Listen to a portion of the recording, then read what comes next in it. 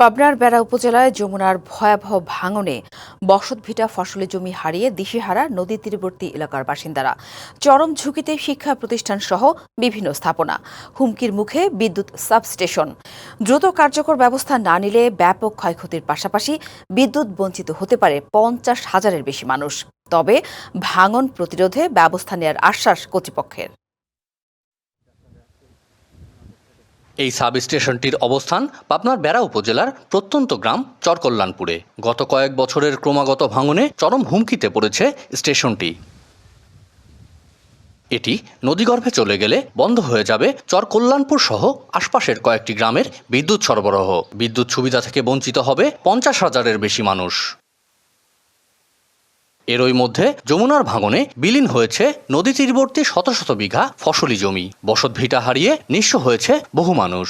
ভাঙন প্রতিরোধে কর্তৃপক্ষের ভূমিকা নিয়ে প্রশ্ন তুলেছেন স্থানীয়রা। কিছু কিছু করে লামসাম করে ফালা ফেলে থুয়ে চলে যায় নদীতে, বাড়িঘর ভাঙ্গিয়া খান খান করে দেয়। এখানে যে অবস্থায় আছে, আমরা নদীতে ঘর বাড়ি গাছগাছালি সব চলে গেছে।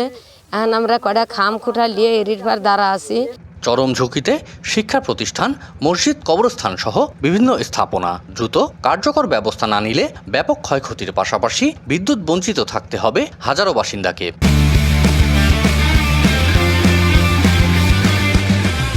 সাব স্টেশন তো ধরেন নদীতে যা চলে যেতেছে, এই যে নদী চলে গেলে আমরা কি করবো, আর কারেন্টও পাবো না। আমরা হাজার হাজার লোক এই চরে বসবাস করি ভাই।